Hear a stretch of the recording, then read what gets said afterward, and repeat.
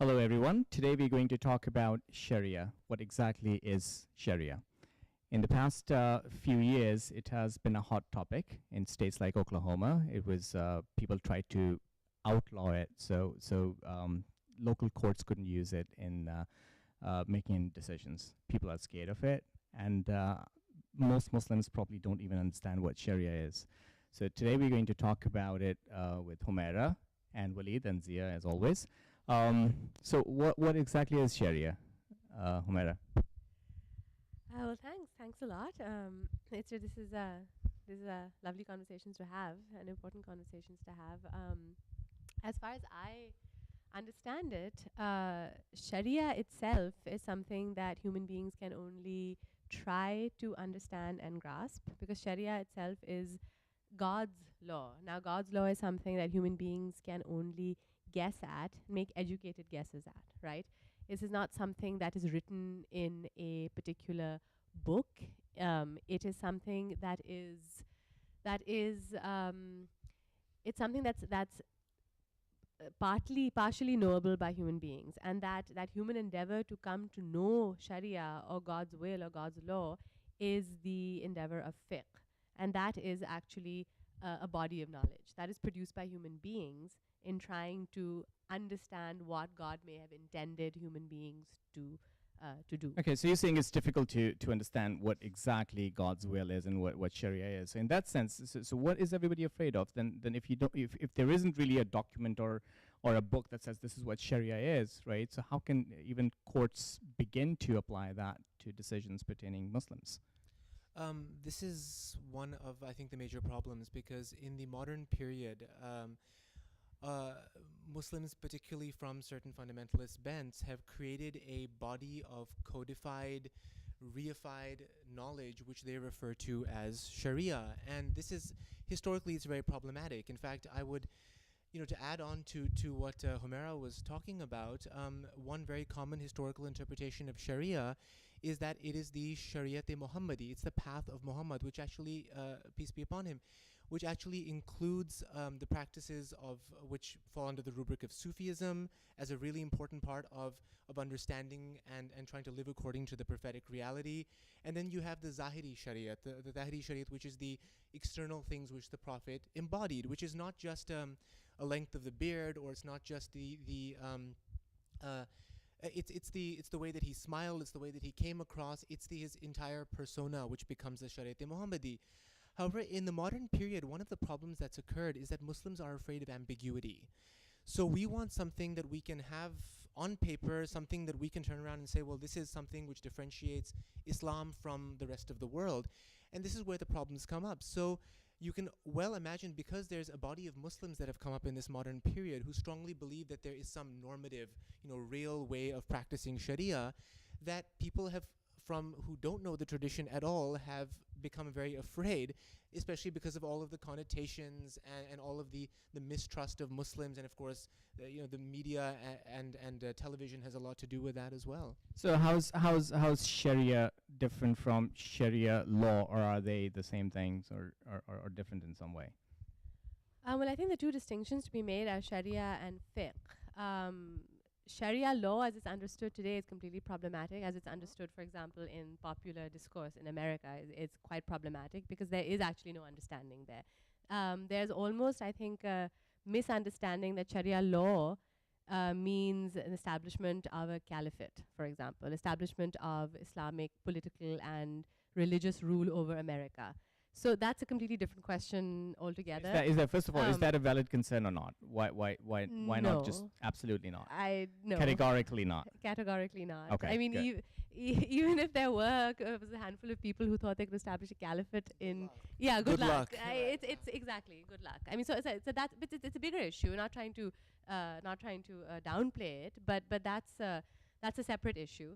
I think in terms of how I understand it is that really these bodies of legal learning came into being when Muslims were in the first century, really, were trying to understand how to live an Islamic life. So we're talking about a polity, we're talking about a body of sort of a Islamic polity that that spread across the world within 40 years, right? From West Africa to China, where people who were Muslims, who were early Muslims, who were learning to live in different regions which had old civilizations and cultural traditions, right, were trying to figure out how to live an Islamic life in this new cultural milieu, or people that came out of that cultural milieu and converted to Islam and trying to figure out how to live as Muslims.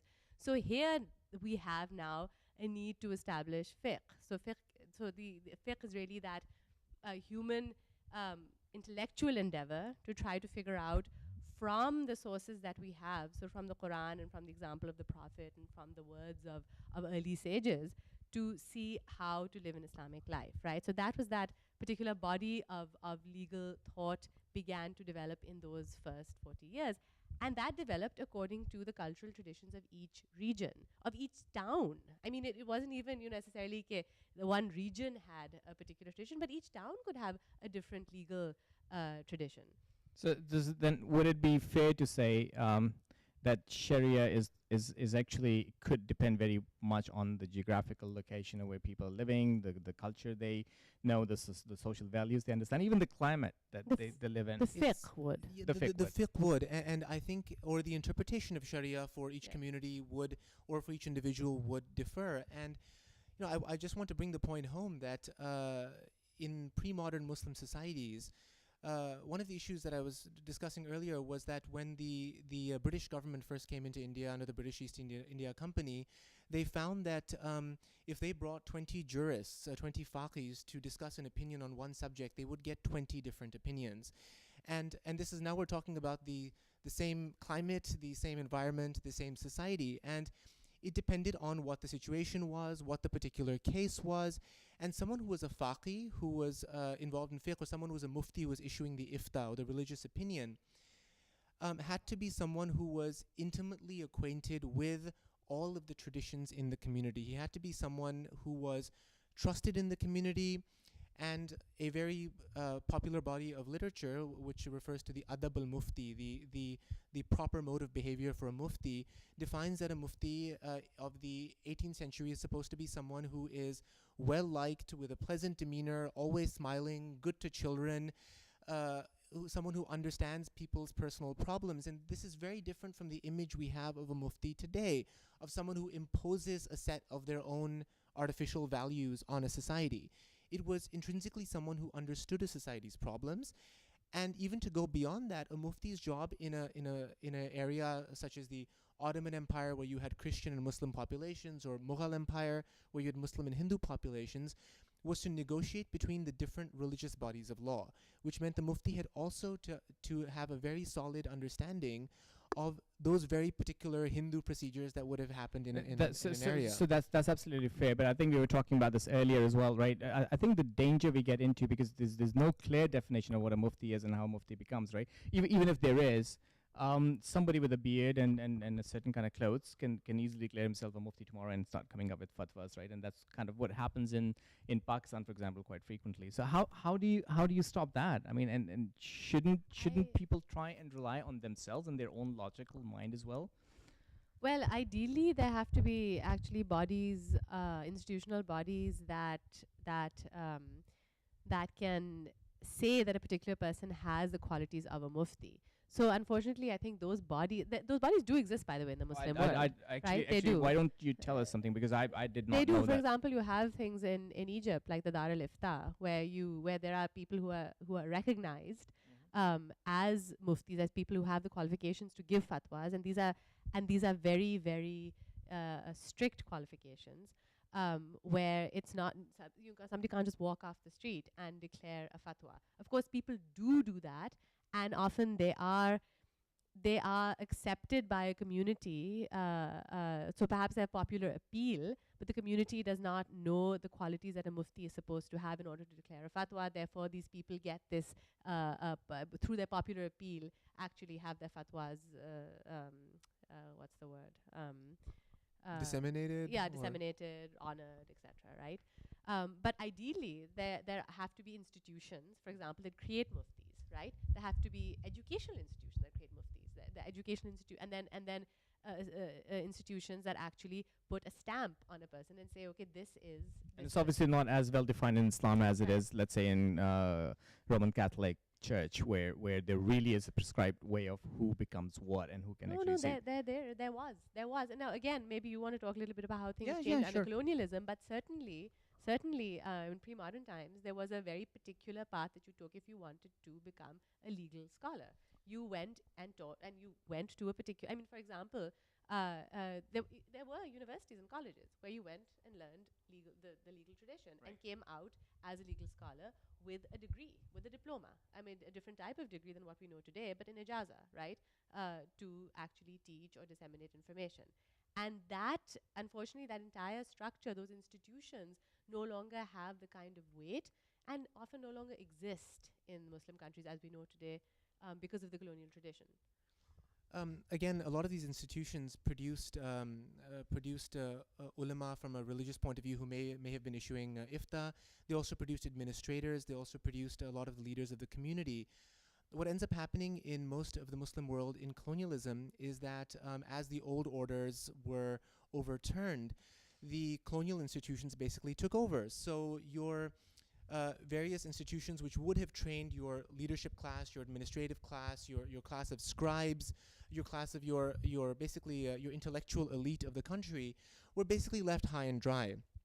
A lot of them were, of course, destroyed, depending on where you're talking. In India and Delhi, a lot of them were actually razed to the ground.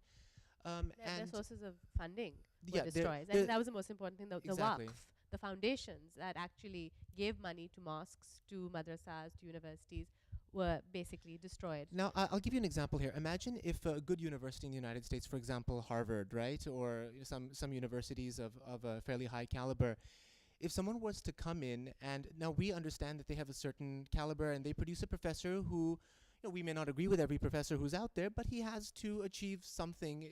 He has to fulfill his obligations and get that PhD and then continue on and teach. Now, if what happened was, if the funding sources of Harvard dry up, if it turns out that the government no longer accepts Harvard's graduates, can you imagine what would happen? Yes, exactly. It will cease to exist as a university, And essentially. you'll have Harvard producing people who are second-rate scholars.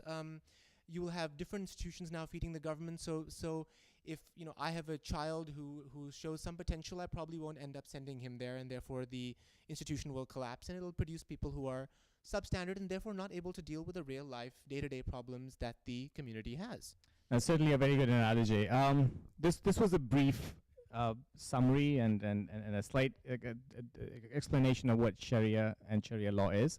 Thank you very much, and we'll hopefully talk about it more in our next episode. Thank you.